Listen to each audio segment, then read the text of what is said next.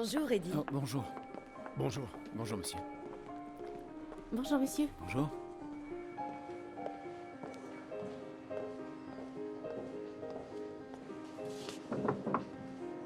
Oui, entrez. Ah, bonjour, Eddie. Bonjour, monsieur Martin. Asseyez-vous.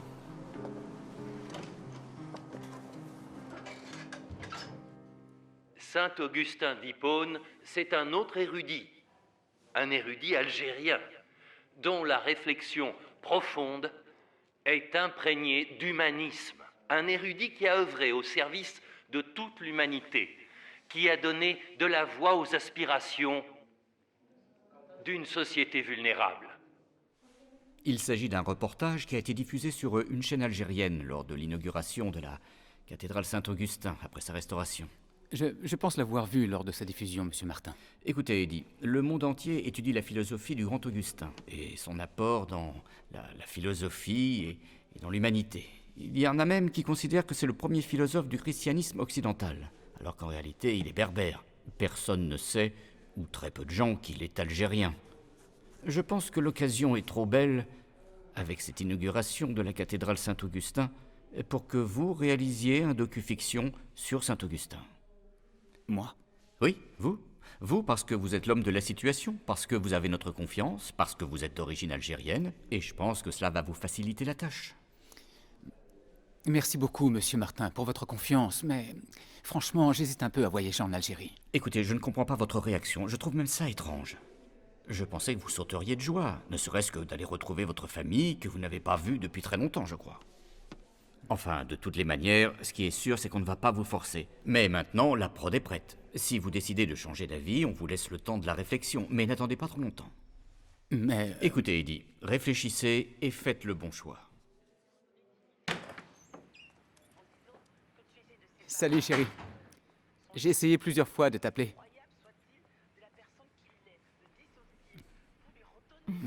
Assieds-toi, j'ai un truc à te dire. Moi aussi, j'ai quelque chose à te dire. D'accord, viens t'asseoir. Oh, doucement, s'il te plaît, Eddie. Je suis enceinte. Tu es enceinte? Oui, c'est ça. Est-ce que t'es sérieuse? Ça fait même 2 semaines que je le soupçonnais et aujourd'hui, j'en ai eu la confirmation. Et c'est quoi la solution maintenant? Qu'est-ce que tu veux dire par c'est quoi la solution? Il faut que tu comprennes, c'est pas trop le moment.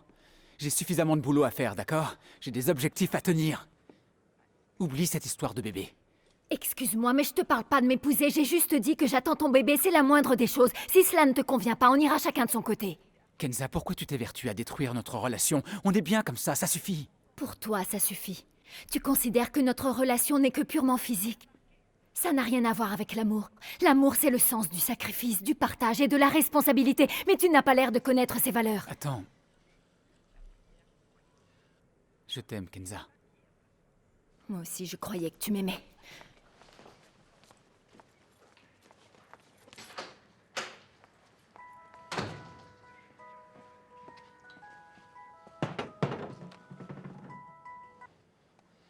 Allô, oui? Oui, monsieur Martin? Oui. J'accepte ce travail, d'accord. Très bien. Avec plaisir, merci.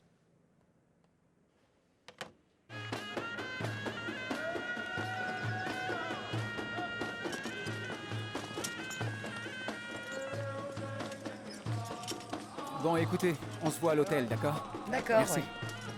Taxi? Bonjour, vous êtes libre? Oui, bonjour. Je vous dépose où? À Soukaras. Très bien.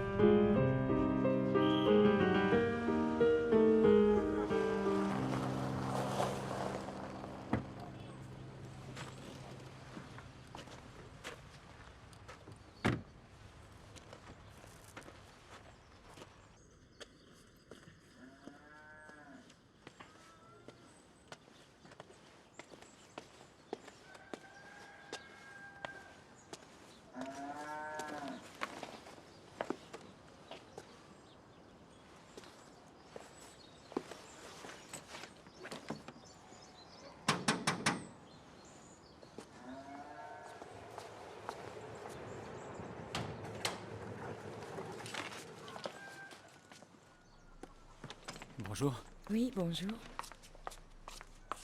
Oh, maman!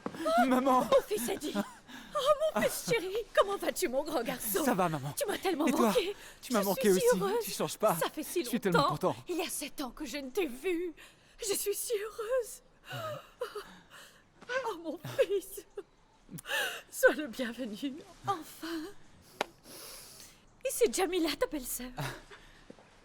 Bonjour, Jamila. Enchantée. Comment ça va? Je suis ravie Enchantée. de faire ta connaissance. Oh, Moi Jamila, ma fille, peux-tu aller dire à ton mari que son frère vient d'arriver de France? Dis-lui de venir immédiatement ici, vas-y. Oui, j'y vais tout de suite. Merci, ma fille. Oh, attends, Jamila, attends. Dis aussi à Dima que son grand frère est à la maison. Fais vite, s'il te plaît. D'accord. J'étais sûr que le jour viendrait où ton pays finirait par te manquer. Tu sais quoi, Eddie? Avant d'être embauché à la banque, j'ai bossé dans une boîte de production. Une boîte de prod ici en Algérie? Oui, il y en a beaucoup, qu'est-ce que tu crois? Il y a la boîte de production, et en plus, Rahal a une chaîne de télévision. Ah oui, c'est bien. Il a une chaîne de télévision en plus. Et Youssef, tu connais bien Ral, n'est-ce pas? Tu le fréquentes toujours? Bien sûr, c'est un de mes meilleurs amis, et on travaille ensemble depuis des années. Alors, il faut que tu le vois dès que possible. Peut-être qu'il aura un poste dans sa chaîne pour mon fils Eddie. Quoi, tu parles de moi? Bien sûr, de toi et de qui d'autre. Tu Non. es mon fils. Écoute, maman, j'ai déjà un job, je ne cherche rien. J'ai compris. T'es là pour monter ta boîte, c'est ça? Non, désolé, mais vous ne m'avez pas compris. Je suis venu de France juste pour faire un film ici, c'est tout.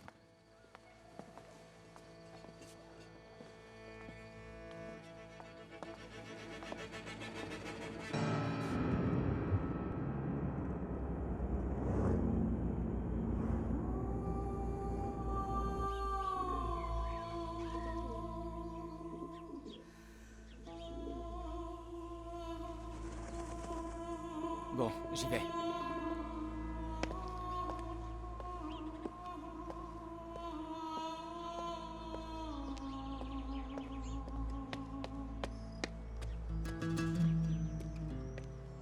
Et voici l'œuvre complète de saint Augustin en latin. Ça, c'est le trésor de la bibliothèque. Une édition qui date des années 1760.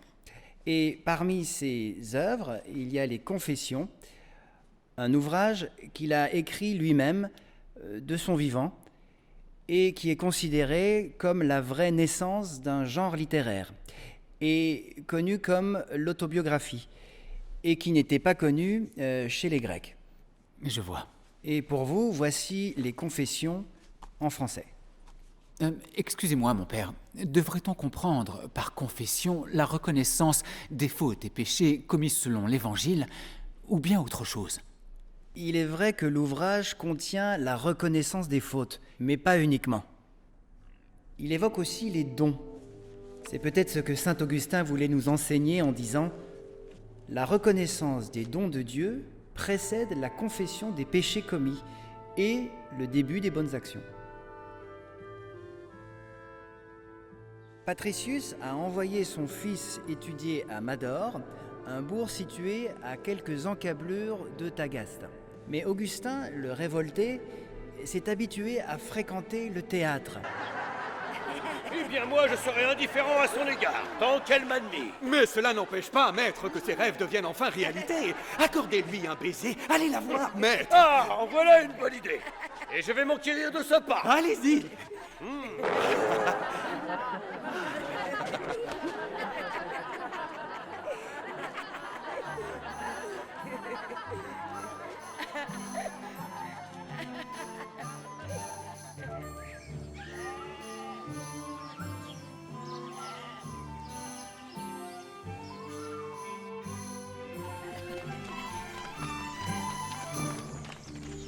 Offrez-nous de ces beaux fruits de votre jardin, noble maître. Allez, serviteur, construisez-moi une passerelle.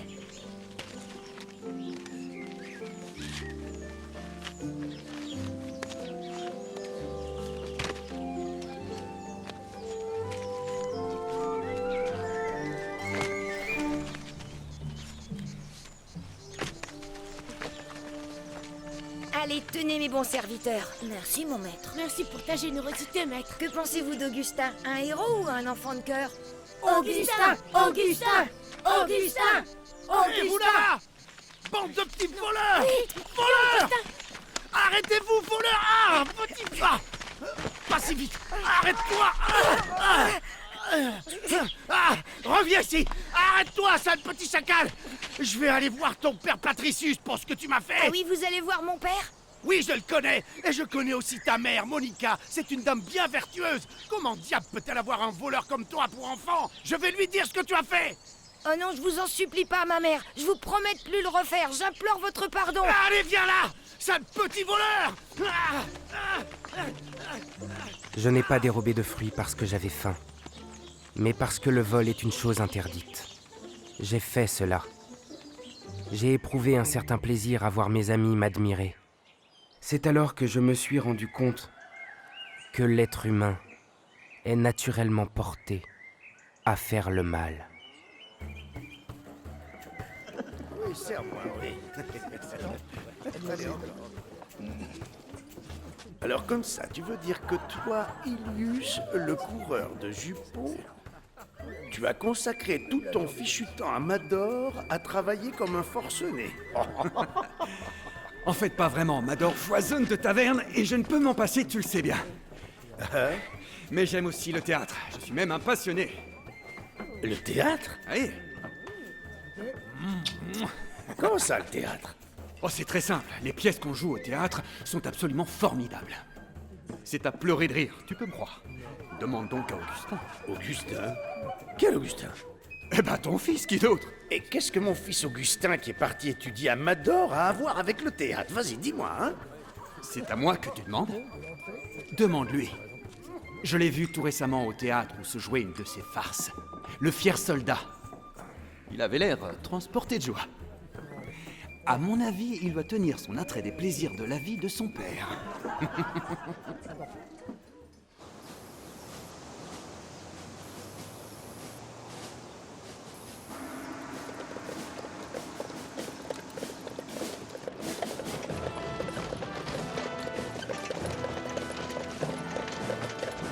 Quel honneur pour nous tous et pour Tagaste, ô grand C'est génie! Augustin, le fils de Patricius. Oui, quelle splendeur, tout cet apparat, on croirait voir un roi. Bienvenue à vous, vénérable maître. Soyez le bienvenu, génie de Tagaste. Longue vie à notre maître. Jeune maître, il est temps de se réveiller. On y est, on arrive à Tagaste. Monica! Monica! Bon appétit. Je vais encore manger seul, on dirait. Les enfants ont déjà mangé. Et toi? J'attends Augustin pour dîner avec lui. Alors tu n'as pas l'intention de jeûner aujourd'hui? Voilà, Augustin.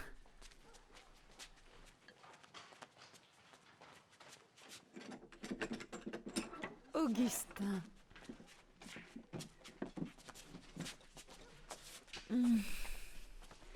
Perpetua. Navecios. Tu peux me dire pourquoi tu arrives si tard, Augustin? C'est à cause de la roue de la vieille charrette qui s'est détachée et on a perdu beaucoup de temps à la réparer, sans parler de ce sacré mulet qui ne voulait pas avancer. Et que dire alors de l'autre tête de mule qui a laissé ses études de côté pour aller traîner dans les théâtres? Qu'est-ce que tu veux dire par là, père? Parce que tu imagines que je ne sais pas à quoi tu passes ton temps à Mador. Je n'ai rien fait de mal, père. Tais-toi, t'es qu'un menteur et un idiot. Tu délaisses tes études pour traîner avec de mauvaises fréquentations et te débaucher dans les théâtres et tout ce que tu trouves à dire c'est j'ai rien fait de mal. Si pour toi aller au théâtre c'est de la débauche, regarder c'est mieux que de s'y livrer. Comment ça? Calme-toi. Pauvre folle.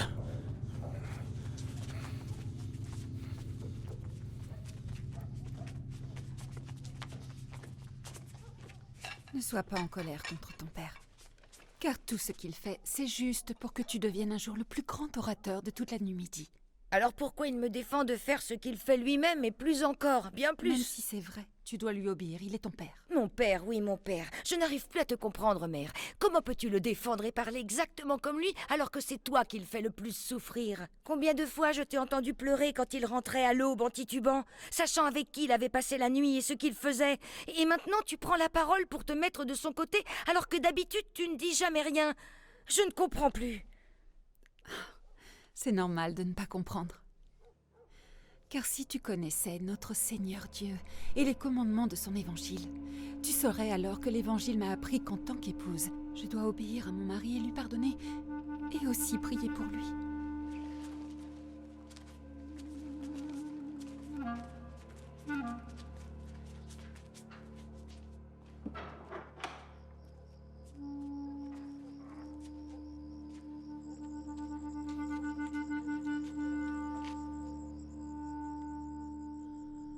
Ô mon Seigneur, mon Dieu et mon Sauveur, Jésus-Christ, viens à mon secours. Aie pitié de ton humble servante. Que ta miséricorde atteigne le cœur de Patricius. Illumine l'âme et le cœur de notre fils Augustin. Éloigne-les du mal et des passions de ce monde. Mène Augustin sur la voie de l'obéissance. Et ne laisse pas les péchés le dévoyer, Seigneur. Purifie-le de tous ses démons, de ses pensées mauvaises et impures. Écoute ma plainte. Entends mes supplications et exauce ma prière. Toi qui es le roi, toi qui es le glorieux et l'éternel. Amen.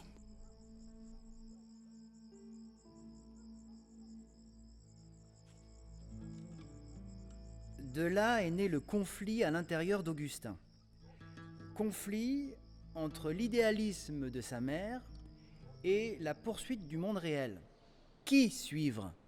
Le monde emberlificoté des dieux de son père ou le chemin de soumission qualifié d'amour dans l'évangile de sa mère? Coupé. On passe à la suite, mon père. Que les dieux bénissent le très noble Romanianus. Patricius, comment vas-tu? Très bien, monseigneur. Je vous prie de bien vouloir pardonner ma venue sans vous en avoir averti. Ça ne fait rien. Qu'attends-tu de moi? Il s'agit de mon fils, Augustin. Il a abandonné ses études à Mador, cela fait déjà plus d'1 an. Pour quelle raison? Aller étudier à Mador ne lui plaisait pas. Pour être tout à fait honnête, les frais de ces études sont devenus trop lourds pour moi. Je n'arrive plus à subvenir à toutes ces charges, monseigneur. Donc tu as besoin de mon argent, Patricius? En vérité, j'ai besoin plus de votre aide que d'argent, noble Romanianus. De mon aide, tu dis? Et quel genre d'aide attends-tu?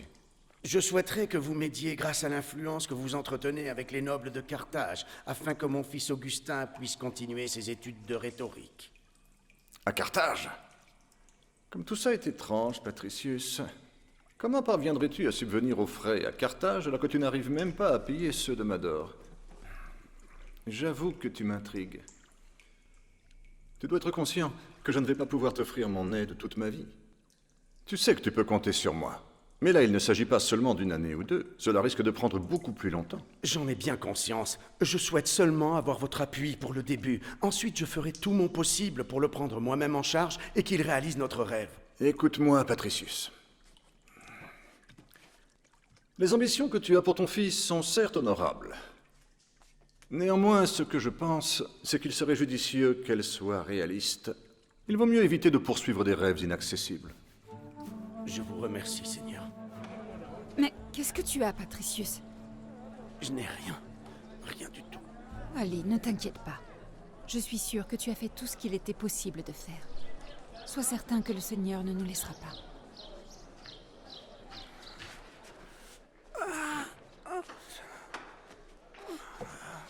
Qu'est-ce que tu as? C'est rien.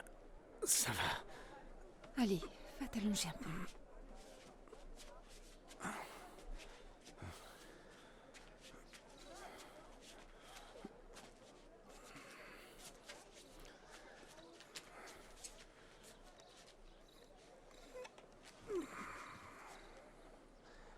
Laissons ce problème entre les mains sacrées de Dieu.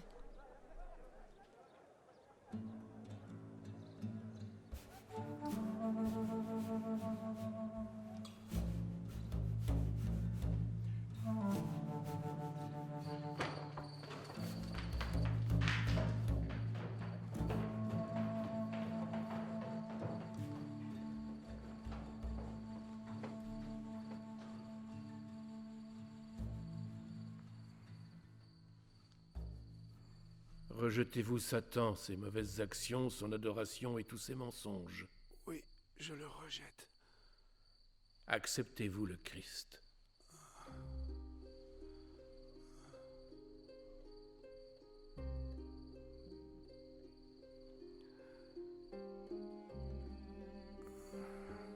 Oui, j'accepte le Christ. Croyez-vous qu'il est roi et Dieu? Oui, je crois qu'il est roi et qu'il est notre Dieu.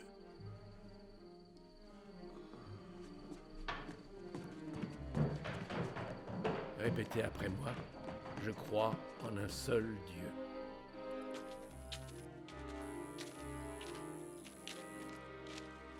Dis, pourquoi t'es parti en laissant notre père? Qu'est-ce que je suis supposée faire? Eh bien, rester auprès de lui. T'as pas l'air triste comme moi qui soit malade. En vérité, je suis très triste, parce qu'il croit que grâce à son baptême, il deviendra un vrai chrétien, et qu'il pourra jouir d'une vie éternelle, comme ne cesse de dire Mère. Je suis désolée, mais je comprends rien à ce que tu dis.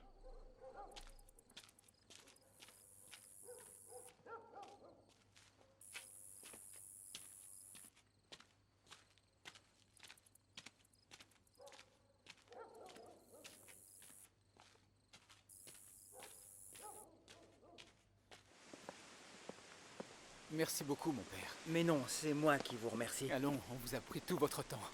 Vous avez été formidable depuis le début, donc merci beaucoup, et on s'excuse. Mais non, je vous en prie, ne dites pas ça.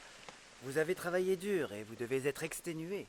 Pour ma part, ma collaboration s'arrête ici, en Algérie. Quant à vous, le chemin est encore long.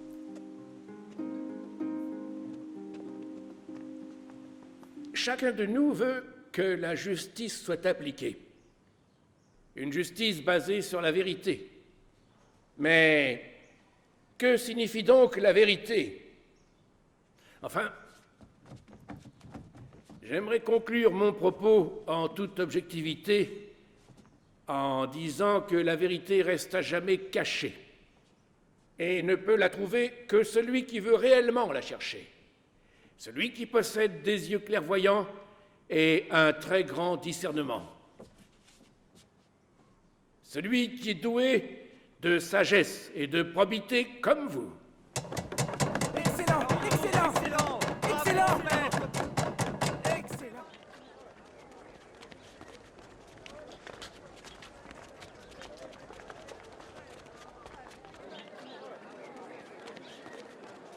Oh, Alypius. Si seulement je pouvais devenir aussi bon orateur et aussi renommé qu'Asclépius. Allons, on n'exagère pas, mon ami. Les rêves ont aussi leurs limites. Augustin! Oh, mère! Enfin, je te trouve. Je t'ai cherché partout. Que se passe-t-il, mère? Tu vas pouvoir réaliser ton rêve. Tu vas partir à Carthage pour étudier la rhétorique et le droit. Vraiment? Oui, vraiment, Augustin. Tu remercieras Madame Abraska. Elle a réussi à convaincre son mari de tout régler pour toi à Carthage. Tu iras même habiter chez l'un de ses proches. L'âme de feu ton père, Patricius, peut se reposer désormais. Alypius, tu vois bien que les rêves n'ont pas de limite. Je veux que tu saches, mère, qu'une fois installé à Carthage, je me consacrerai jour et nuit à travailler durement. Ainsi, j'accomplirai mes études en très peu de temps. Et à mon retour à Tagaste, je serai professeur orateur. Comme ça, je serai près de toi, de ma sœur et de mon frère.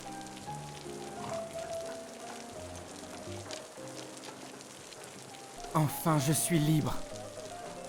Seul loin du bâton du maître, loin des yeux de ma mère, et loin de la tombe de mon père. Je peux enfin me réaliser et choisir seul mon destin. J'arrive, Carthage.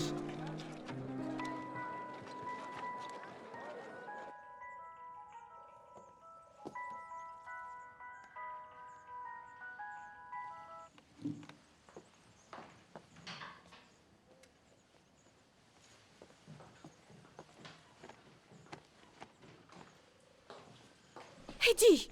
Oui, maman. Qu'est-ce que fait cette valise ici? Je dois aller à Carthage. À Carthage? Oui, Carthage en Tunisie. Je sais bien que Carthage se trouve en Tunisie. Ce qui me gêne, c'est que depuis que tu es arrivé, je n'ai pas eu le droit de te voir ne serait-ce que plus de 10 minutes. Tu comprends ça? Tu n'as pas eu un seul mot gentil à mon attention, et pas le moindre regard de tendresse. Moi qui ne t'ai pas vu depuis plus de 7 ans. Et voilà que maintenant tu me laisses encore.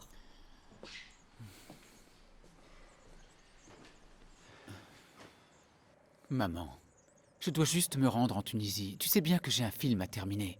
Je regrette, c'est mon boulot. Bon, écoute-moi. Je te promets que dès que je reviens, nous sortirons, toi et moi, et nous irons boire un petit café, et on ira se balader. Tu me promets? Tu ne me racontes pas d'histoire? C'est promis, maman. Mais juste à une seule condition. Que j'ai ta bénédiction.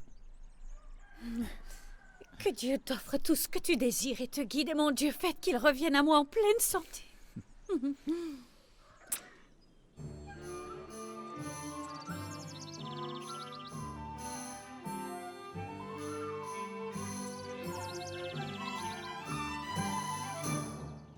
Professeur, j'ai été très heureux d'apprendre que vous aviez obtenu un doctorat en philosophie augustinienne, et surtout, précisément ici à Carthage. Je pense que votre participation ne pourra qu'enrichir notre film. Je vous remercie pour ces très gentils mots. Excuse-moi, Eddie, Oui. où est-ce que je pose la caméra? Je te dis ça tout de suite. Professeur, où sommes-nous exactement ici? Cette zone englobe tout un quartier où vivaient jadis les riches et les nobles de Carthage. Donc on peut supposer que cette maison est sans doute celle de Népridius, la demeure où avait séjourné Augustin. Oui, certainement.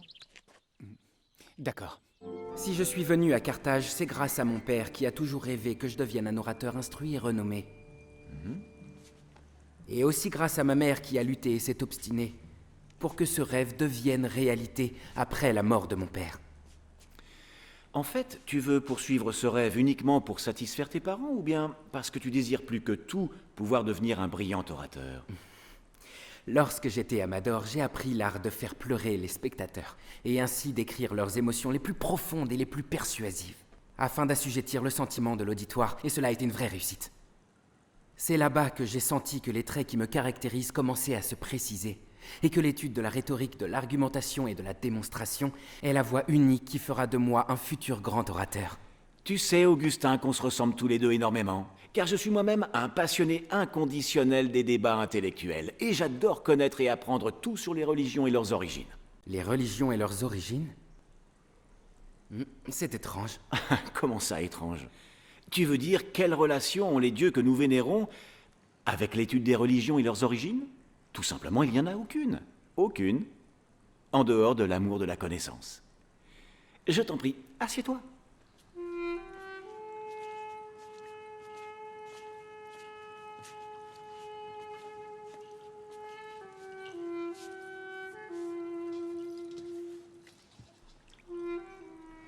Allons, ne sois pas si timide. Laisse-la donc faire. C'est son travail. Elle s'appelle Tanit. C'est une vraie et belle berbère. N'est-ce pas?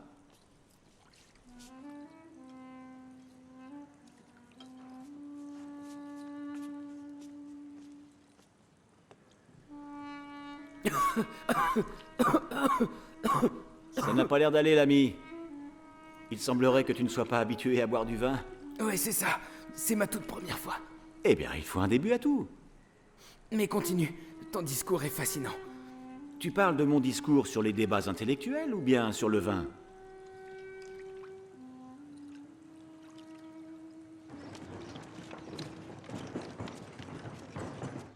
Et puis, en conclusion, la définition qu'on peut donner de la rhétorique, c'est une technique pour s'adresser à n'importe quel interlocuteur, dans le simple but de l'influencer.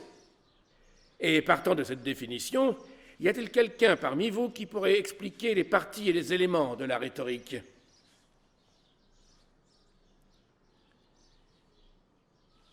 Vous, quel est votre nom? Augustin, maître. Et d'où êtes-vous originaire, Augustin? De Numidie, maître. De la ville de Tagaste. Tagaste. Je m'y suis déjà rendu il y a un certain temps de cela pour une affaire que j'avais à plaider. Je ne m'y suis pas plu. Pour être tout à fait franc, les compensations de cette affaire étaient très intéressantes. Je veux dire pécuniairement, ce qui m'a consolé.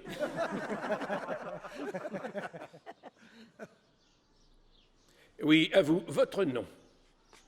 Prios, maître. Je viens naturellement de Carthage. Alors citez-nous donc les éléments qui concernent la rhétorique. Les règles de la rhétorique, ce sont celles qu'utilise l'orateur. Oui, bien sûr, bien sûr. Et quoi d'autre, je vous prie? C'est tout, l'orateur emploie la rhétorique et la rhétorique sert l'orateur. On peut dénombrer 5 éléments. Tout d'abord l'art, ensuite le discours, et aussi l'orateur, puis l'interlocuteur, et enfin l'influence. C'est tout à fait exact. Cependant, cela ne vous dispense pas de vous excuser d'avoir pris la parole sans demander la permission. Veuillez m'excuser pour cela, maître. J'accepte avec plaisir vos excuses. Car vous avez fait la démonstration de la confiance en soi. Vous avez manifesté de l'assurance et vous n'avez pas été troublé lorsque je vous ai traité avec un certain dédain. Bravo à vous. C'est excellent, Augustin. Vous devez tous ici vous imprégner de la qualité d'intervention dont Augustin vient de faire acte. En tout premier lieu, avoir le courage de se confronter.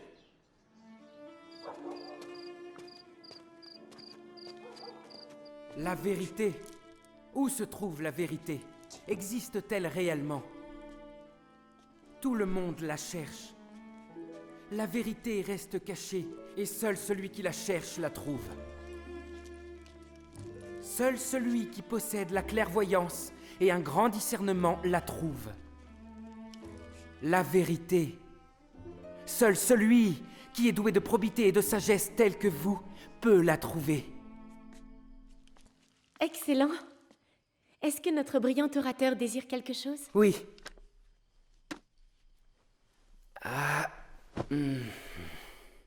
Je souhaiterais posséder un champ et une ferme dans l'une de ces belles campagnes africaines. Avec des fontaines d'eau fraîche comme celles que l'on trouve chez les riches à Carthage. De jolies fontaines décorées avec du marbre de la belle région de Carquoan. Et aussi des statues à l'effigie des grands empereurs. Et encore d'autres statues représentant de jolies femmes. Et une bibliothèque. Oui, une bibliothèque dotée des plus beaux manuscrits. Pour y passer mes vieux jours dans la paix. Et n'y a-t-il aucune place pour l'amour dans vos rêves? Comment? Oh, veuillez me pardonner. Je me suis un peu égarée, maître. Je vais préparer votre repas.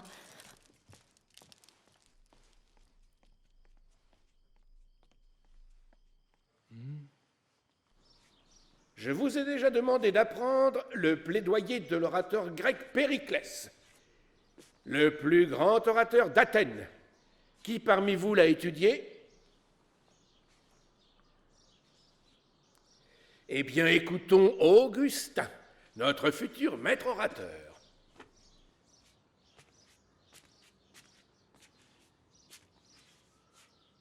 Honorable assistance, je vous invite à faire de votre nation le centre de vos pensées.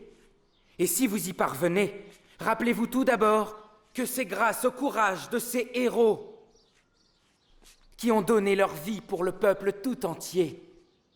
Nous leur devons toute notre reconnaissance pour cela, à jamais. Et chacun d'entre eux a eu droit à son tombeau. Je ne fais pas ici allusion à un tombeau qui contient leurs ossements retournés en poussière. Mais je pense ici à celui qui comprend leur mémoire et leur notoriété.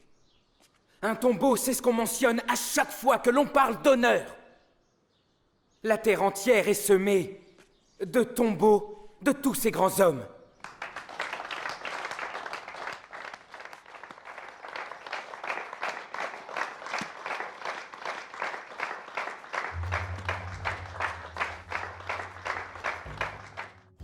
Ô Seigneur, mon Dieu, mon Sauveur, et mon roi Jésus-Christ, veille sur mon fils Augustin dans son exil. Éloigne-le de Satan et de ses serviteurs. Ne l'abandonne pas. Sois avec lui. Purifie ses pensées et quitte-le vers toi. Attends un peu, toi. Quoi? Tiens. Prends ça.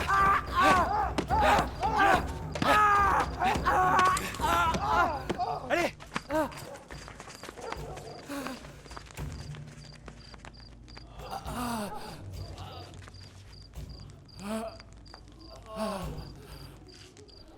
commet un péché, pardonne-le-lui. Ne lui en veux pas, Seigneur, car tu es le chemin, la vérité et la vie.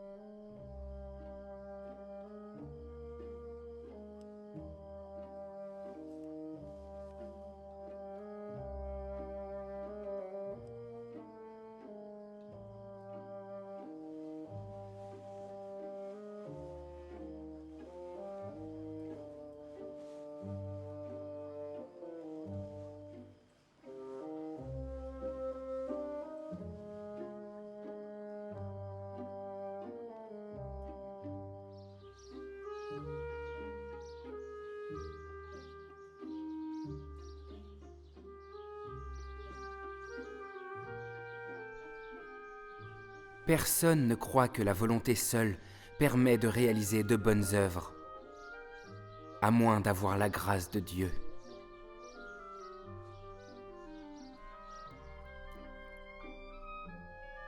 J'ai lu chez Platon et Cicéron des paroles très sages et très belles.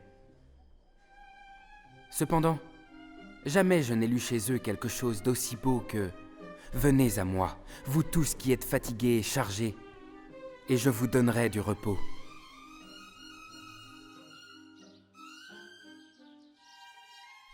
Combien de fois ai-je prié avec dérision?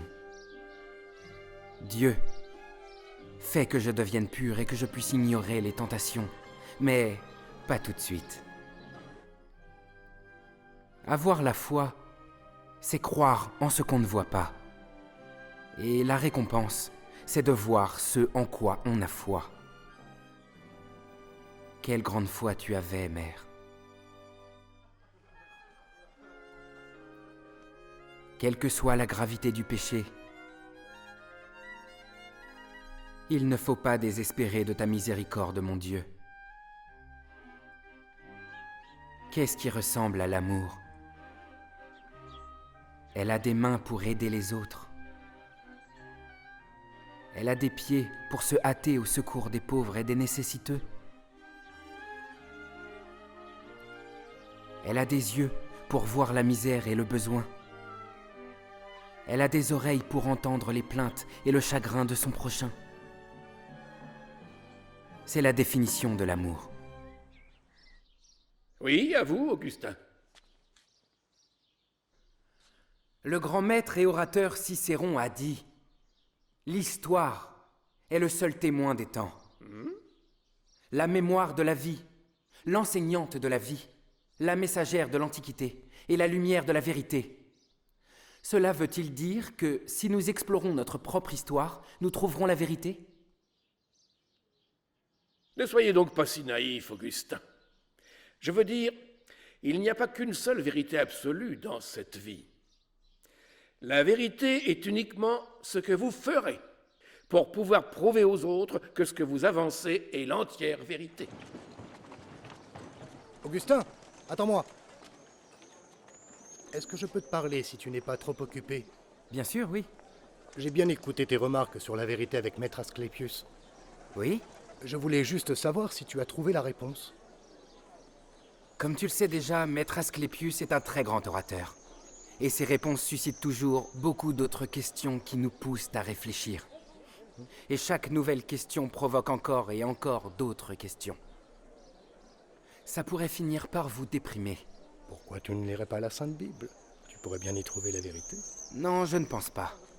Je l'ai déjà lue à maintes reprises, et je l'ai trouvée plutôt confuse. J'ai pu aussi voir dans l'Ancien Testament certaines qualités attribuées à tort à Dieu, comme la colère, la tristesse, le dépit et encore d'autres qualités auxquelles ma raison refuse d'adhérer. T'es-tu intéressé à l'enseignement de l'Église? Non, pas du tout. À vrai dire, pour moi, les enseignements de l'Église sont comme des vieux contes pour enfants. Et puis, leur but ultime est plutôt d'asseoir leur autorité. Écoute-moi, Augustin. Par exemple, qu'est-ce que tu dirais si je répondais à ton interrogation? À quelle question? Où se trouve la vérité? Vas-y, je t'écoute. Dans l'enseignement du manichéisme. L'enseignement du manichéisme? Oui. C'est le prophète Mani qui a fondé le manichéisme. Il est né il y a une centaine d'années à Babel.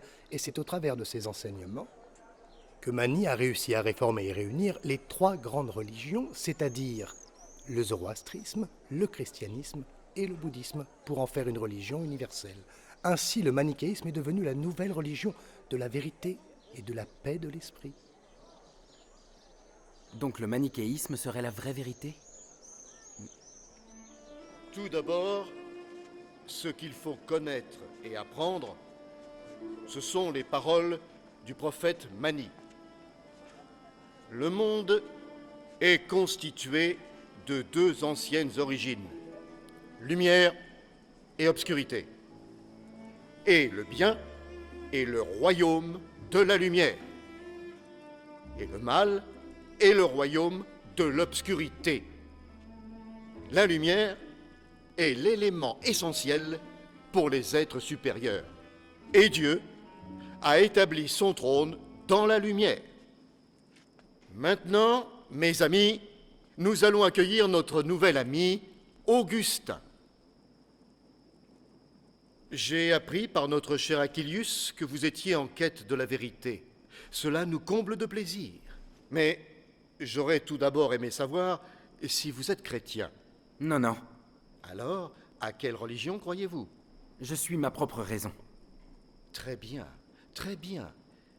Puisque vous suivez votre raison, les préceptes du prophète Mani seront votre vérité. Je suis prêt à tout entendre. Le manichéisme rejette le monde du syncrétisme. Il n'est pas possible de matérialiser Dieu et de le rapporter au monde des péchés. La rédemption des péchés n'est pas possible par le sang du Christ, comme le prétend le christianisme. C'est quand l'âme se libère de la prison du corps, dans la libération des lumières, de la prison des ténèbres, que la connaissance peut libérer de la captivité de l'ignorance. C'est pour cela, mon très cher Augustin, que nous avons le devoir de nous opposer à ces chrétiens qui prétendent que le salut de l'âme réside dans la mort du Christ sur la croix sans contrepartie. Toutes leurs fausses théories sur la grâce et l'amour de Dieu éloignent de la vérité. En fait, la seule voie juste est celle de mortifier nos corps, de nous abstenir des plaisirs afin de pouvoir atteindre la transcendance de nos âmes.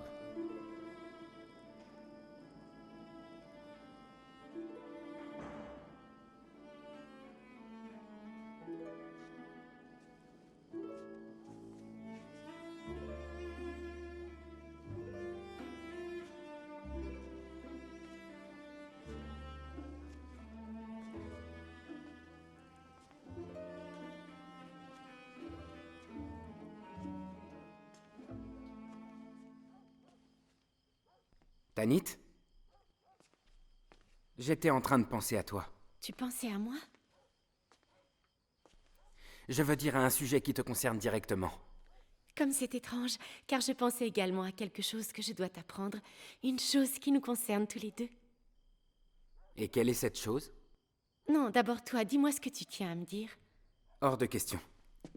Au moment où le soleil va apparaître, les nuages doivent s'éclipser. Je viens d'apprendre que j'attends un enfant. Un enfant?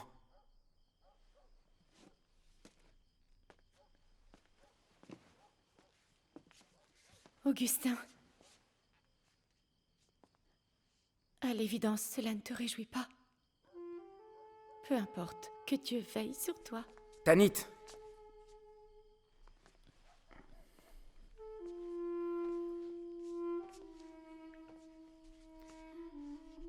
Tu sais bien que je ne te laisserai jamais.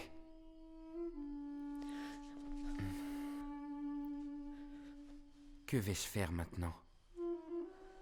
La vérité veut que j'abandonne les plaisirs de mon corps alors que je suis attaché à elle, et bien incapable de le faire. Et la voilà qui attend un enfant de moi. Est-ce la main du destin qui arrête mon adhésion au manichéisme? Mais je l'aime.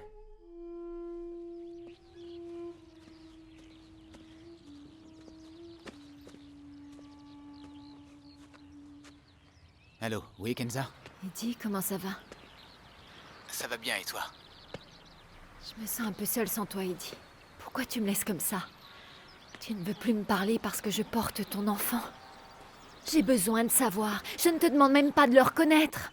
Cet enfant aura les mêmes droits que ce soit en France ou en Tunisie. C'est pour ça que je fais tout cela. J'ai besoin de toi. Je t'aime, Eddie. Est-ce que tu comprends? Écoute, Kenza, moi aussi je t'aime, mais tu sais bien que je suis coincé ici. Tu veux quoi, que je quitte mon travail et que je rentre? C'est impossible. Je n'arrive plus à te croire.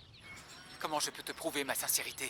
Laisse-moi venir pour finir le séjour avec toi. Tu me manques, Eddie. J'en peux plus de rester seule. Bon, c'est d'accord, tu as gagné. Et si tu penses que c'est une preuve d'amour, très bien, je suis d'accord. C'est vrai? Oui, tu peux venir. Je t'adore, Eddie. Je t'aime. Moi aussi, je t'aime. De tout mon cœur. Je dois te laisser. À bientôt, chérie.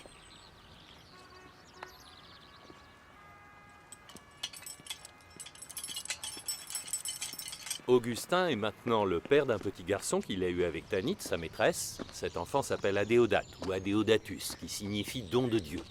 À cette époque, et bien qu'Augustin s'évertue à la défense du manichéisme, en fait il vivait un profond conflit intérieur. Un conflit intime. C'est ce conflit qui le poussera à prendre une décision très importante. Cette décision changera radicalement sa vie. Je dois me rendre à Tagaste. À Tagaste? Oui, Tagaste. Mon chez-moi. Et combien de temps comptes-tu rester là-bas? Ce ne sont pas des vacances. Je veux rentrer pour y vivre. Comment ça? Tu as tellement travaillé pour obtenir tout ce que tu as, ton rang à l'université, ta belle demeure luxueuse, et tes affaires, et voilà maintenant que tu décides d'aller vivre à Tagaste. Là, j'avoue, je te comprends plus. Oui, moi non plus, je ne me comprends pas, vois-tu. Mais en fait, je n'éprouve plus autant de plaisir dans tout ce que je fais. Rentrer à Tagaste et y enseigner la rhétorique me permettra peut-être de me satisfaire. Et le sentiment de faire quelque chose d'utile pour ma ville et transmettre ce savoir à ceux qui ne peuvent pas voyager est, je crois, ce dont je ressens le plus le besoin. Surtout que j'étais moi-même dans ce cas de figure à mes débuts. Ma famille a eu du mal à payer mes études.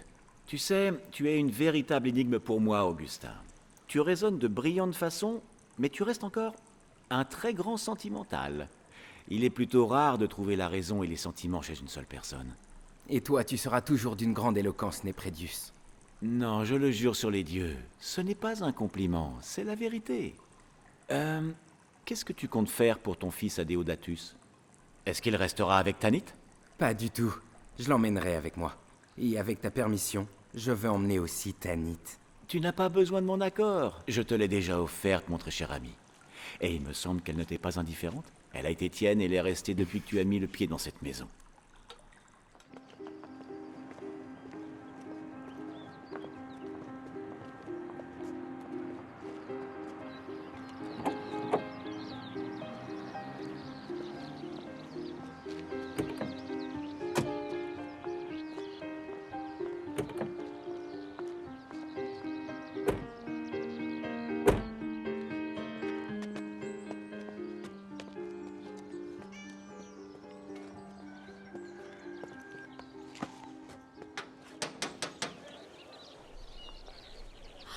Augustin.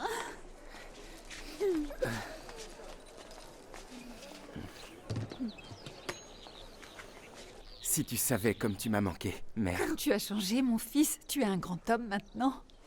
Voici Tanit, ma femme. Tanit, sois la bienvenue à Tagaste. Je vous remercie, Madame Monica. Lui, c'est notre fils, Adéodatus, un don de Dieu. Un don de Dieu? Un don de Dieu. Et où sont Névécus et Perpétua? Névécus est au champ et Perpétua est dans sa chambre. Perpétua? Perpétua?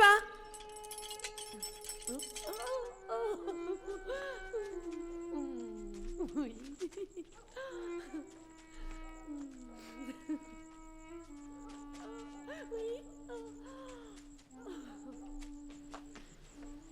Tu pensais que je ne saurais pas que vous n'êtes pas marié, Augustin? Tout Agaste est déjà au courant. Celui qui rapporte les nouvelles de Carthage m'a dit ce que tu fais. Et maintenant que tu es devenu célèbre, ces nouvelles te concernant sont précieuses. Tu sais, mère, j'aime cette femme. N'est-ce pas suffisant qu'elle soit chrétienne? Si la loi romaine n'empêchait pas d'épouser une esclave, je l'aurais déjà fait. Tu dis l'épouser? Et comment ça? Oh, j'ai aussi entendu dire, toujours par ce même messager, que tu t'intéresserais à cette hérésie de manichéisme qui interdit le mariage? Mère, je suis fatigué, alors si tu le veux bien, je préférerais qu'on en reparle Non, demain. maintenant, Augustin. Crois-tu que je pourrais accepter ce péché au sein même de cette maison? Chut, je t'en supplie, mère. N'élève pas la voix, je t'en conjure. Je baisserai le ton pour qu'aucun humain n'entende. Mais que comptes-tu faire avec celui qui sait chaque chose que tu vis? Bon, nous allons quitter cette maison tout de suite. Non, attends. Ton enfant n'a rien à voir avec ça. Il ne mérite pas de sortir par un froid pareil. Allez, reste. Nous trouverons bien une solution grâce à Dieu.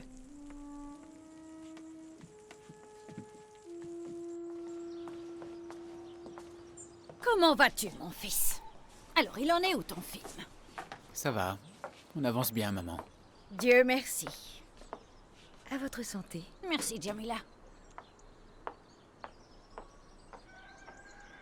Tu ne m'as toujours pas parlé de Kenza. De Kenza? Kenza travaille avec moi. Elle est française, d'origine tunisienne. Et c'est tout? Qu'est-ce que tu veux que je te dise de plus? Eh bien, cette fille parle beaucoup de toi. Ça me paraît clair qu'il y a quelque chose entre vous. Oui, il y a bien quelque chose. Je l'aime et elle m'aime aussi. Voilà ce qu'il y a. Et alors? C'est tout? Où veux-tu en venir, maman? Je veux seulement te dire que l'amour en Occident n'est pas l'amour que nous connaissons ici. Et l'amour chez eux, c'est l'amour qui n'existe qu'entre le mari et sa femme. Et alors, ça change quoi, dis-moi? Pourquoi veux-tu parler de ça maintenant? J'ai du travail. Donc je peux en conclure que vous vivez comme un vrai couple. Non? Et l'enfant qu'elle a dans son ventre, c'est le tien? C'est elle qui te l'a dit? Elle n'en a pas eu besoin. Je ne suis pas aveugle. Et je l'ai remarqué à sa façon d'agir quand elle jouait avec ton neveu. À chaque fois, elle l'éloignait de son ventre. J'ai compris qu'elle était enceinte. Peu importe. Que comptes-tu faire? Tu y as pensé?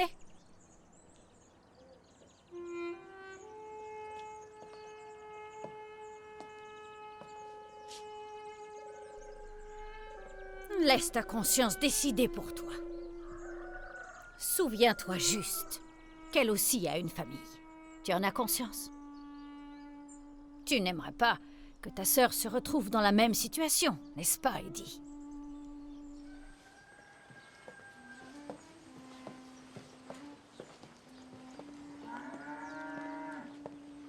Hé, viens là. Allez, donne. Oui, allez, tire. Tu me donnes?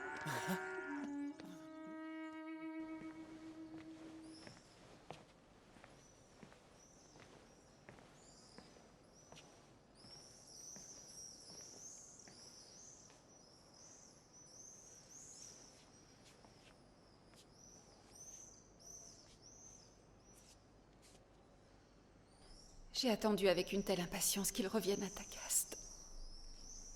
J'ai bien cru qu'en le voyant ainsi tous les jours, mon cœur serait de nouveau en paix. Mais depuis son retour, ce n'est plus que souffrance. Il ne me reste que des regrets. Il est devenu le premier défenseur de cette hérésie qu'est le manichéisme. Laissez-le donc faire ce que bon lui semble. Et un jour, il se rendra compte qu'il n'y a rien à défendre dans ces théories, croyez-moi. Si vous pouviez lui rendre visite et lui parler, lui expliquer que vous étiez un adepte du manichéisme et que vous êtes devenu... Je vous ai dit de le laisser. Vous devez seulement vous contenter de prier pour lui, c'est tout. il finira par comprendre, à travers toutes ses lectures, l'incohérence et l'absurdité de ce courant. Devra-t-il être encore égaré pendant plusieurs années, s'il continue à s'entêter? J'avoue être en plein désarroi. Mais enfin, comment fait-il pour croire à tous ces commandements si complexes?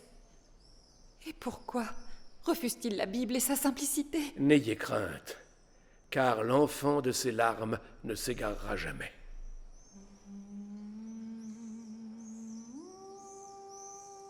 Vous ne savez pas, vous ne savez pas, vous ne savez pas, vous ne savez jamais rien. Tout ce que vous faites ne sert à rien si vous n'y réfléchissez pas. Pourquoi apprenez-vous vos leçons si vous n'aimez pas ce que vous apprenez? Le cours est fini. Sortez!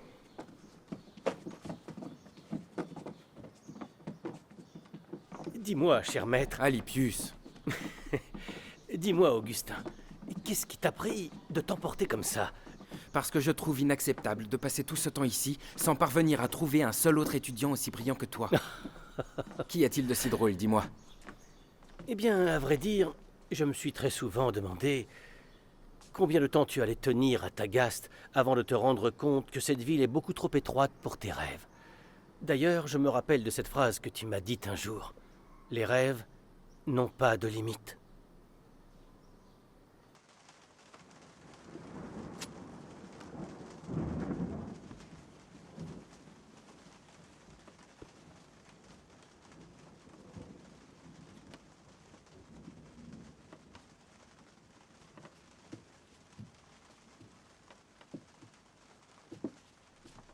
Augustin? Où est-ce que tu vas avec toutes ces affaires?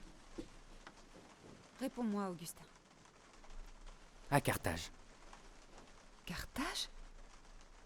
Pourquoi veux-tu y retourner alors que tu es revenu ici et de ton plein gré? Oui. Je sais bien, mère. Mais ma lassitude est trop grande pour vivre à Tagaste. Et je crois que mes rêves s'effondreront si je reste. Ici, mes étudiants ne me laissent aucun espoir d'en obtenir la moindre gloire. Et ton fils? Et sa maman? Qui s'occupera d'eux quand tu seras loin? Ils ne méritent pas ça. Ils vont vivre comment sans toi? Je leur ai laissé assez d'argent pour qu'ils tiennent un bon moment. Il faut que tu me croies, mère. Dès que j'aurai une bonne situation à Carthage, je reviendrai les chercher. Aie confiance en moi.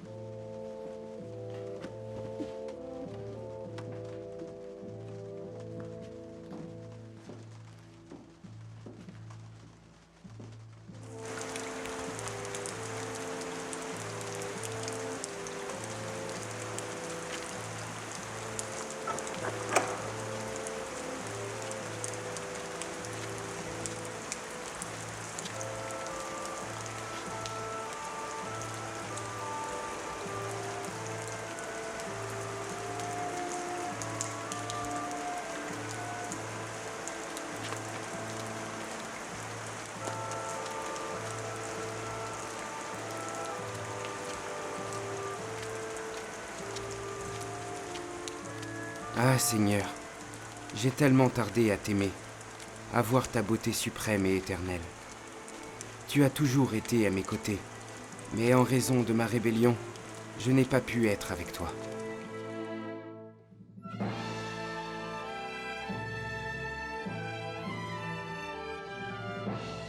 Pendant toutes ces dernières années, j'ai cédé à différents désirs. Je séduisais les gens, et des gens me séduisaient. Je les trompais, et parfois ils me trompaient. Tantôt publiquement par la science, et tantôt secrètement, sous de faux slogans religieux. Comme il est absurde de tout savoir, et de ne pas te connaître, toi, Dieu et Seigneur. Je ne gagnais de tout cela qu'une pitoyable popularité, embellie par les applaudissements de la foule. Et cela me tournait la tête. J'avais oublié que la fierté avait transformé les anges en démons, et que l'humilité a transformé des humains en anges.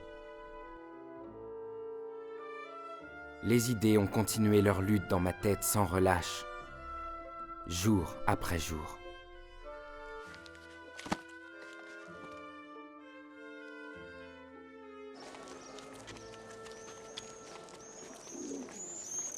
conviction? Et quelle conviction? Après tout ce temps, tu arrives encore à te poser des questions? Je me pose toutes les questions que je veux, car rien n'est acquis. Et le manichéisme, comme tout autre courant, peut aussi être soumis à des études et aux critiques. Allons du calme, Augustin. Les élèves sont en train de nous regarder et le manichéisme a été interdit. Peu importe. De toute façon, tes doutes seront vite élucidés par le prêtre Festus quand il rentrera de Rome très bientôt. Et c'est pour quand, ce très bientôt?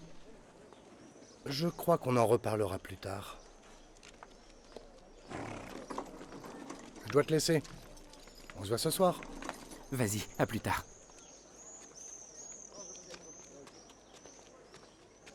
Oh, ma très chère mère.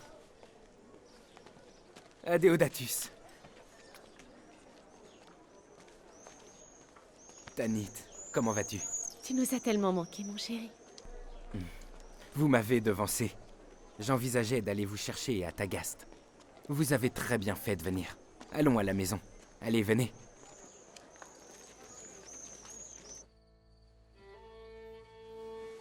Ton chemin n'est pas le bon. Même si tu as enseigné et convaincu tout le monde avec la clarté de tes mots et ta logique. Ton chemin ressemble à la vérité, mais ce n'est pas la vérité. Je reconnais que je ressens des limites. Mais, mère, je cherche la sagesse dans sa profondeur. La sagesse et ses sources. La sagesse et son sens le plus profond. C'est tout ce que je désire. Est-ce de la sagesse d'enseigner des concepts vaniteux à tes étudiants et de prétendre, toi et tes semblables manichéistes, que le péché et la méchanceté proviennent de Satan? Et que les êtres humains n'ont rien à voir avec cela? S'ils cèdent, c'est la faute de la méchanceté et non des méchants? Je suis surprise de voir le grand penseur Augustin adhérer à ce genre de théorie prétentieuse.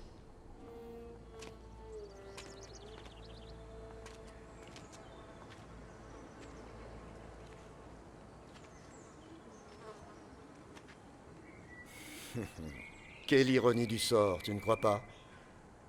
Tu es ici, à la place même où se rassemblaient les chrétiens quand ils étaient persécutés. Le même endroit qui nous rassemble ici aujourd'hui, échappant à notre tour à la persécution des chrétiens. Dans tout ce que tu viens de me dire, il n'y a pas un seul mot qui répond à ma question. Écoute, Augustin, un seul conseil.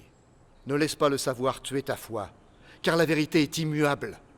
C'est nous, et nous seuls qui changeons. Voilà la vérité. La vérité, oui, la vérité! Je suis éreinté d'entendre ce mot vide de sens. La vérité sans une preuve, sans la moindre réponse. Vous prétendez corriger dans les livres sacrés tous les textes qui vous contrarient et qui vous dérangent. Quant à votre logique, elle consiste à tourner en dérision toutes les accusations contre vous. Et même Dieu. Vous considérez Dieu comme imparfait. Il serait même infecté d'une chose malsaine. Tandis que vos propres élites dissimulent un nombre incalculable de défauts derrière une prétendue vertu. Alors oui, je trouve légitime de réfléchir. Je demande. Et c'est toujours la même réponse. La vérité, elle ne change jamais. Seulement moi, j'ai changé. J'ai dit tout ce que j'avais à dire. Fais ce que bon te semble.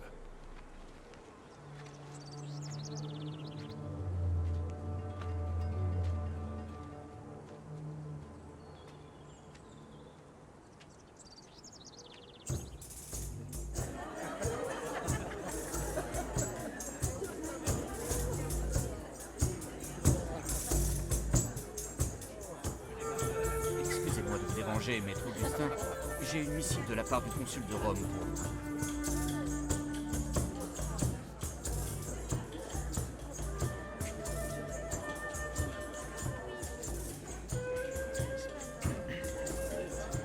Pourquoi ne lis-tu pas cette lettre, Augustin? Crois-tu vraiment que ce soit le bon moment pour lire un courrier? C'est le consul de Rome, et son nom c'est bien Symmachus? Ah oui, c'est cela. Je pensais bien qu'il nous avait oubliés depuis son départ de Carthage. Qu'est-ce qu'il y a entre vous pour qu'il t'envoie un courrier, dis-moi? Cela doit être quelque chose de très important. Ah, très bien, je vais vous la lire, comme ça vous me laisserez tranquille.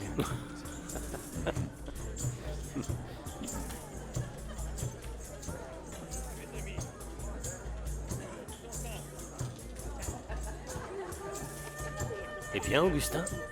Tu vas enfin nous dire ce qu'il y a d'écrit. Sémachus. Sémachus me demande d'enseigner la rhétorique à l'université de Rome. Si je comprends bien, tu vas être obligé de quitter Carthage. Je vais y réfléchir, mais pas avant d'avoir terminé ce très important entretien.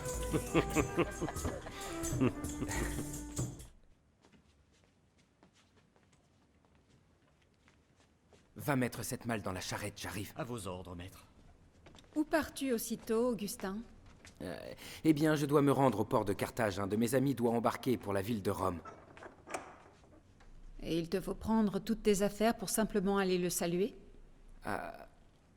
Eh bien, je comptais les lui donner pour qu'il puisse s'en servir, le temps qu'il s'installe sur place. De plus, c'est un très cher ami qui m'a maintes fois aidé par le passé. Ah, Adéodatus.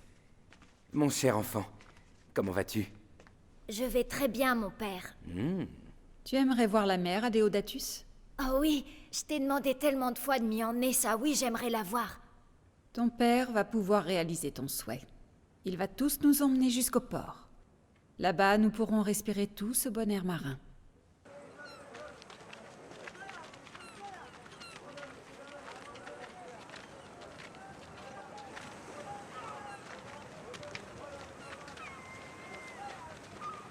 Maître Augustin! Maître Augustin! Quoi, parle? C'est le bateau, il est prêt à appareiller. Je le sais déjà, je le sais. Écoute-moi et ne dis plus rien, d'accord? Bien, maître. Pourquoi est-ce que tu me dis que le bateau va être retardé? Je fais quoi, moi, maintenant, hein? Que se passe-t-il avec cet homme, Augustin? Il y a que le porteur m'a dit que le bateau de mon ami est retardé. Et où se trouve ton ami? Je suppose qu'il a dû aller se reposer quelque part en attendant que tout soit enfin prêt. Je pense que vous devriez rentrer à la maison. Pourquoi y retourner? Il vaut mieux que nous restions l'attendre avec toi. Alors vous voulez rester? Pourquoi faire?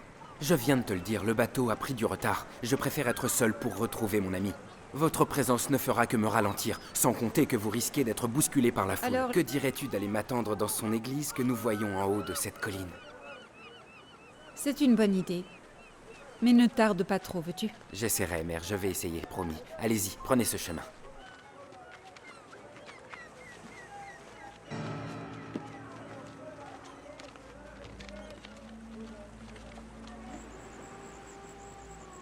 Augustin?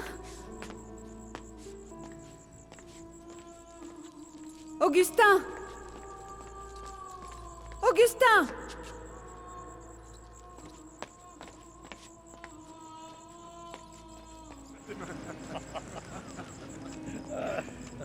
Sa femme l'a même quitté. Tu l'as dit.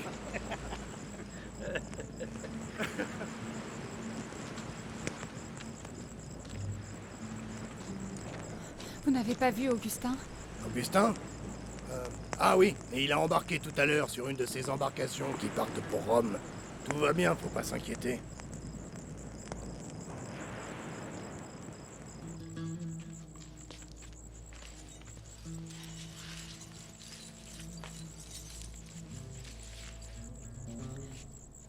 Tanit, Augustin nous a abandonnés. Il s'est embarqué pour Rome.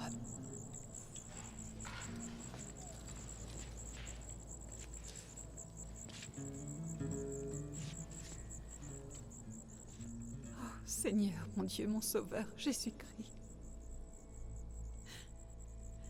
Pourquoi l'as-tu laissé s'en aller loin de nous? Pourquoi tu as permis cela, Seigneur? Tu m'as promis qu'il sera à toi. Jusqu'à quand va-t-il continuer à te fuir? Jusqu'à quand, mon Dieu?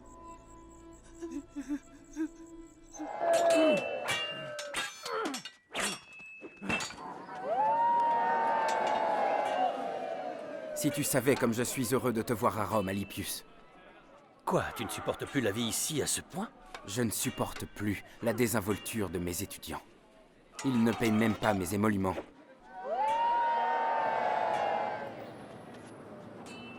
Tu peux me croire. Ici, je n'ai pas réussi à avoir un seul ami.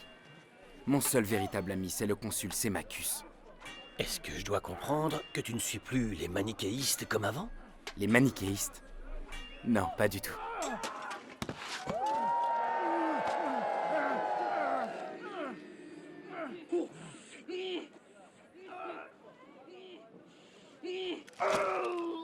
Écoute-moi, cher Augustin, tu sais bien que tu es l'une des personnes qui comptent le plus pour moi. J'ai bien compris lors de nos dernières rencontres que tu ne voulais pas rester plus longtemps à Rome.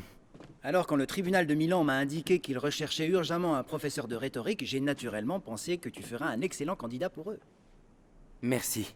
Merci énormément, monsieur le consul. Ce qui est le plus important, Augustin, c'est que ta voix résonne dans l'enceinte du tribunal de Milan et le plus tôt possible. Je t'en prie.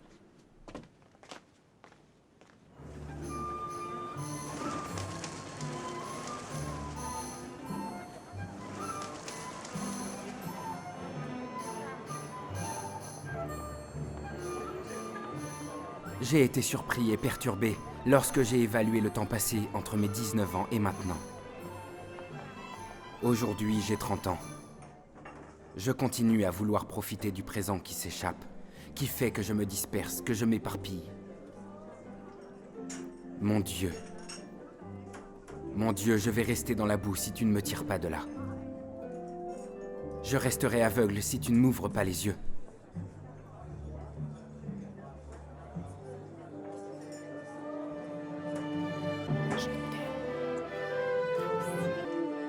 On dirait que le destin nous réunit toujours, hein? Ça va, Augustin? Augustin. Alors, comment va ton nouveau travail? Dis-moi. Oh, la situation ici à Milan est très différente de celle de Rome. Ma position en tant que professeur de rhétorique au tribunal de Milan m'a permis d'entrer en relation privilégiée avec le palais impérial. Tu dis le palais Mais impérial? oui. Non, non, non, non, non, non. Je vais devoir me méfier de toi, Augustin. Mais non, allez, entrez. Ah. Maintenant que tu es un proche du cercle fermé au palais impérial, as-tu des nouvelles d'Ambroise? Qu'est-ce qu'il a, Ambroise? Est-ce vrai ce qu'on dit de lui à Carthage? Et que dit-on sur lui? On dit que le philosophe Ambroise n'est pas un simple évêque et un philosophe, mais aussi un penseur plutôt courageux, et qui ne craint pas tous ces nombreux complots qui se trament au palais impérial. On peut dire que rien ne semble l'arrêter. Moi aussi, j'ai entendu dire que les pires orateurs et les manichéistes aiment et prennent plaisir à se confronter à lui. C'est quand même étrange que tu ne l'aies pas encore rencontré. Pourquoi le rencontrer? Parce que tu penses que cela me sera utile si je décide de le voir ou si je m'oblige à écouter sa philosophie? Dis-moi juste comment un évêque chrétien peut devenir philosophe. Là, je te reconnais bien là, mon ami, c'est la question. À part ça, je trouve qu'il manque quelque chose dans ta maison. Où sont les femmes? Dis-moi, tu as fait vœu d'abstinence à Milan? M'abstenir, c'est pas encore l'heure pour ça, elles sont en route.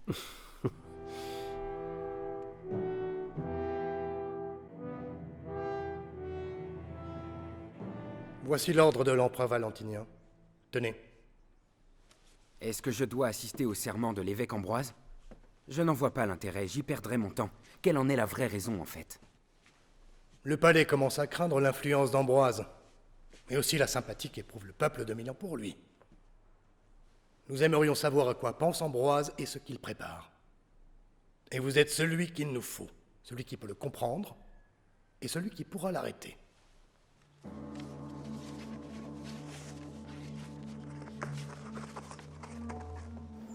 Au milieu de toutes ces contradictions, y a-t-il une solution contre l'erreur? Y a-t-il une rupture définitive avec le pouvoir de Satan? Y a-t-il une lumière éternelle qui jaillira pour devenir la caractéristique de la vie qui rejettera l'obscurantisme? Dans notre contemplation de la nouvelle ère, nous constatons que Dieu a pris forme humaine pour les malfaisants, les pécheurs et les déchus, et non pas pour les justes. Comme il le disait lui-même, je ne suis point venu appeler à la repentance les justes, mais les pécheurs. Nous pouvons donc comprendre que les justes, les parfaits, sont les plus éloignés de la face du Dieu clément. Ils ne peuvent pas connaître le goût de la bénédiction gratuite. Dieu va humilier les scribes, les pharisiens et les juges des peuples. Et nous voyons là la plus grande preuve du danger, de l'autosatisfaction qui a toujours été dénoncée par Dieu. Seul face à l'erreur, Celui qui a la foi entend, parce qu'il écoute, tandis que celui qui n'a pas la foi n'écoute même pas. Et même s'il écoutait, il n'entendrait pas. J'ai été honoré, monsieur l'évêque, d'avoir pu assister à votre excellent prêche. Tout l'honneur revient à Dieu qui nous a permis de transmettre son message. Votre simplicité de langage permet à n'importe quel auditoire de tout bien comprendre. Et dans vos mots, il y a quelque chose qui touche le cœur, qui m'a permis de ressentir une paix que je n'avais jamais connue auparavant. Je vous promets de venir assister régulièrement à vos messes, dès aujourd'hui. Je serai très honoré que vous y assistiez.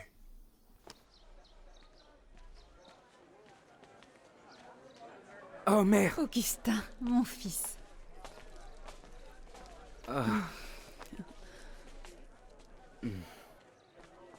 Adéodatus. Mon père, tu m'as tellement manqué. Tu m'as manqué aussi, mon fils. Comment vas-tu, Tanit? Je vais bien. Mais entrez, venez vous asseoir par ici, venez.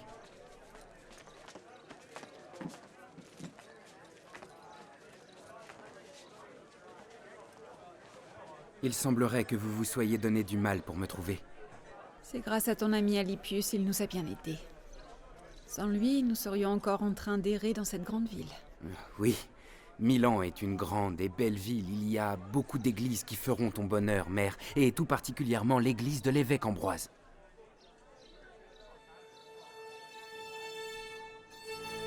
Je ne peux pas nier une certaine admiration envers les idées, la rhétorique et la philosophie de cet évêque. Ce que vous me dites me semble très grave et très sérieux, Augustin. Cela confirme bien toutes mes craintes. Je ne vois pas de danger à admirer sa philosophie. Si vous, qui êtes un orateur émérite en rhétorique, admirez son discours, alors que dire du peuple? Cet Ambroise a su accaparer les esprits de tous ceux qui gravitent autour de lui. Il pourrait aisément influencer ces gens n'importe quand, attaquer le palais si l'envie lui en prenait. Mais ça n'arrivera jamais. L'histoire de cet évêque s'arrêtera ce soir.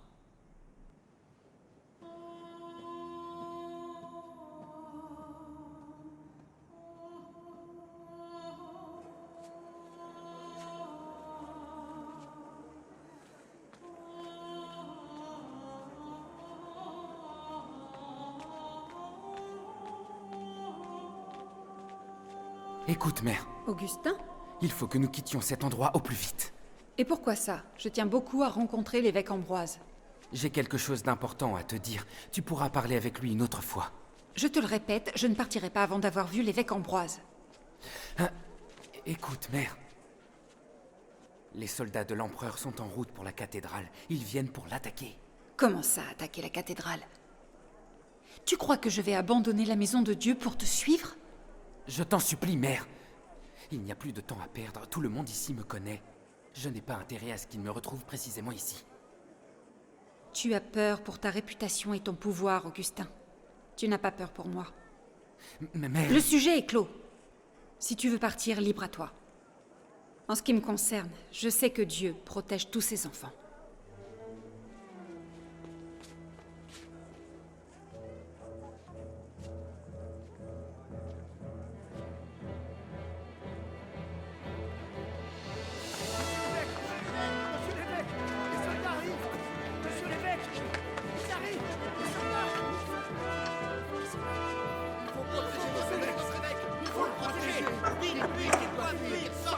Que se passe-t-il? Et que signifie tout ceci? Les soldats de l'empereur ont encerclé la cathédrale et veulent l'attaquer. Mais jamais nous nous laisserons faire. Et nous les combattrons jusqu'à notre dernier souffle. Pour commencer, déposez les armes que vous avez en main. Vous devez garder uniquement les paroles de Dieu. Notre arme n'est pas l'arme du monde. Notre arme est spirituelle. Alors armez-vous de votre foi, et Dieu fera le reste.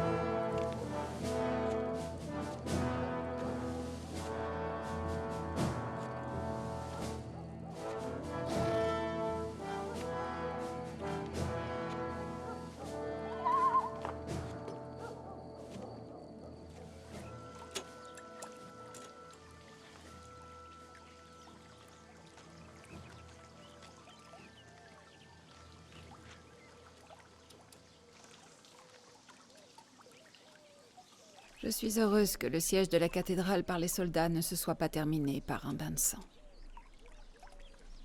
Mais je suis surprise et déçue par ton comportement. Tu avais l'air si étranger à tout ça. Parfois, je n'arrive plus à te comprendre, Augustin. Tu semblais être ami avec Ambroise, puis tu agis comme tu l'as fait ce soir-là. Le fait que je sois devenu ami avec l'évêque Ambroise ne veut pas dire que je sois devenu un chrétien. Si je le fréquente et écoute ses sermons, c'est sur ordre de l'empereur. Il faut que tu comprennes ma situation vis-à-vis du palais impérial. Je travaille pour eux, je n'ai pas le choix. J'aimerais te parler d'un tout autre sujet maintenant. Quoi donc encore, mère? Que veux-tu dire? Je veux dire, mon fils, que tu avances dans l'âge. Il est grand temps que tu choisisses une épouse. Une épouse? Oui. Une épouse qui convienne à ton statut actuel. Je n'ai pas trop la tête à ça en ce moment, mère. Écoute-moi, mon fils. Récemment, j'ai fait la connaissance d'une pieuse et jolie jeune femme à l'église. Elle s'appelle Tertia. Son père est quelqu'un d'important. Je suis sûre qu'elle serait un parti idéal pour toi dans ta situation. Ce n'est pas le bon moment, mère. On en reparlera. Écoute-moi, mon fils. Tu devrais d'abord la voir, ensuite tu prendras ta décision. Ne t'inquiète pas. Tu auras tout le temps qu'il te faudra pour y réfléchir. Elle doit attendre encore 2 années pour être en âge de se marier.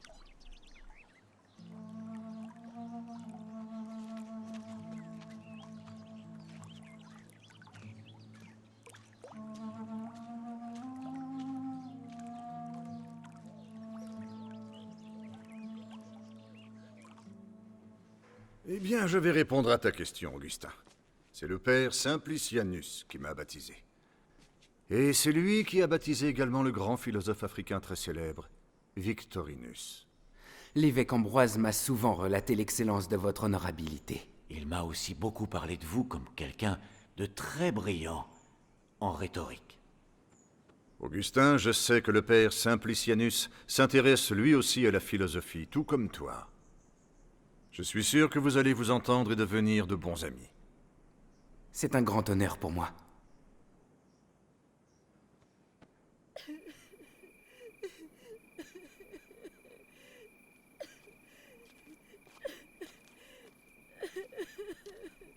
Adéodatus?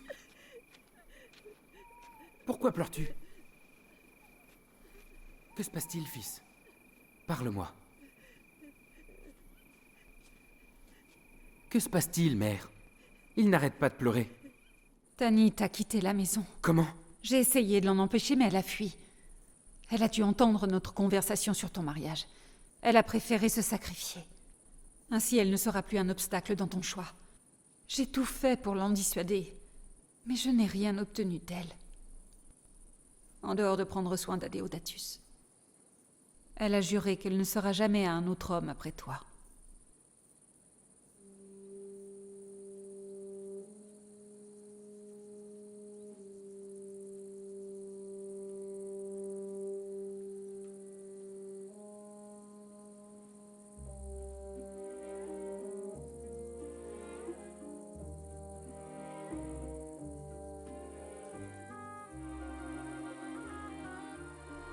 Suite au départ de sa concubine, après 14 années de péché, saint Augustin vécut une vie totalement différente.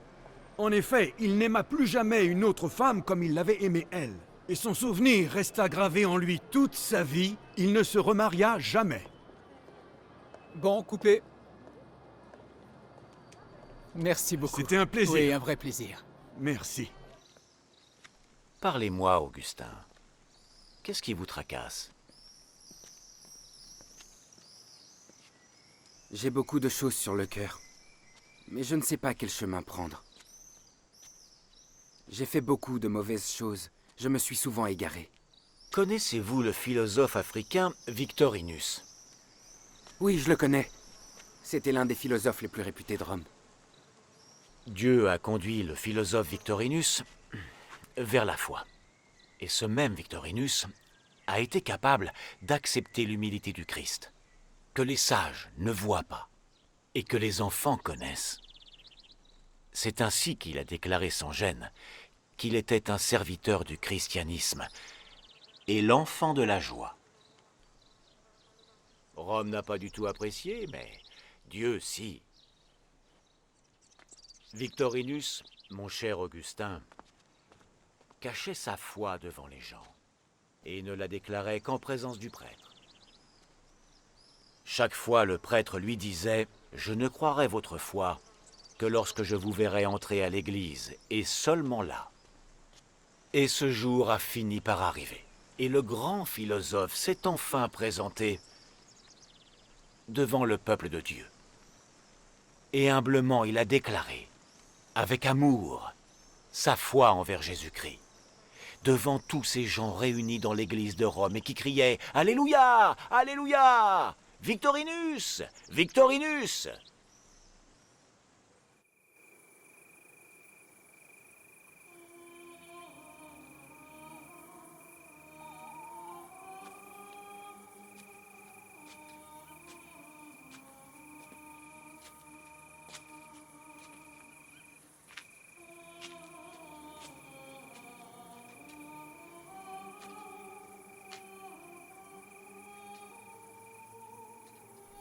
Prends-le et lis-le. Prends-le et lis-le. Adéodatus?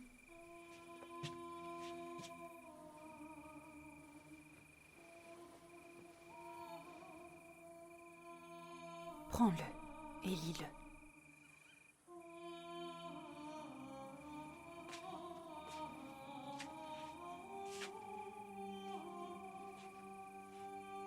Prends-le et lis-le.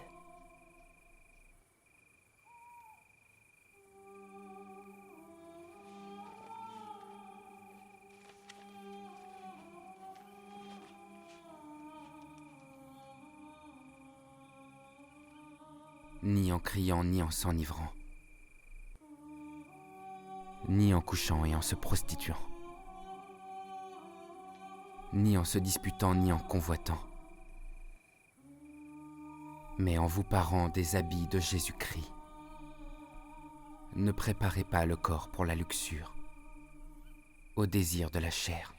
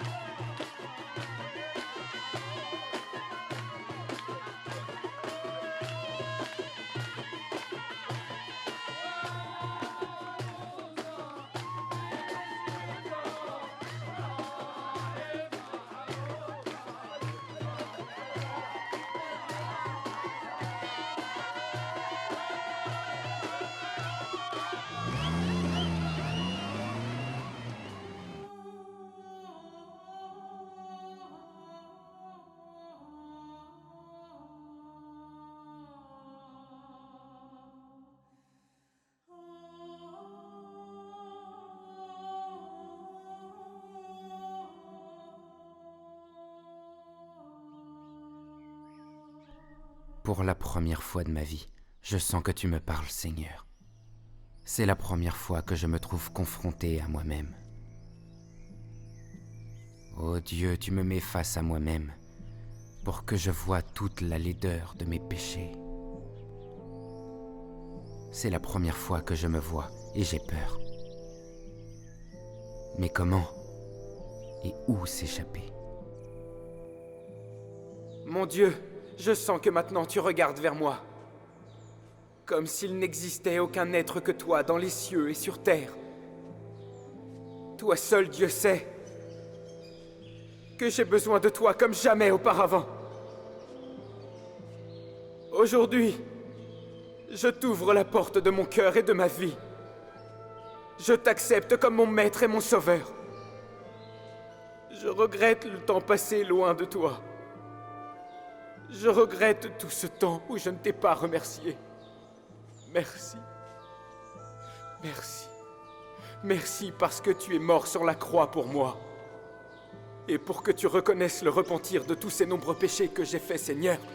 Fais que je vive selon ta volonté et non selon la mienne. Fais que je suive tes pas.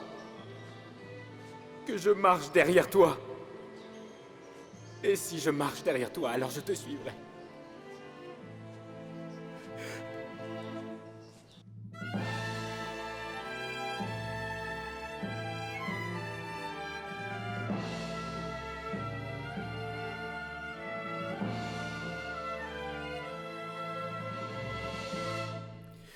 Maintenant, je sais pourquoi je n'ai pas su trouver Dieu. Parce que je l'ai cherché à l'extérieur, alors qu'il était ancré en moi.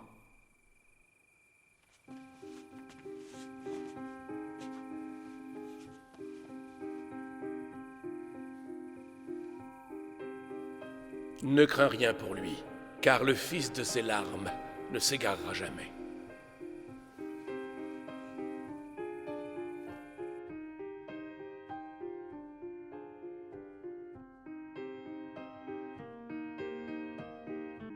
Après sa libération, par son baptême, il est retourné à sa ville natale, Tagaste, puis est venu à Hippone, là où nous sommes actuellement.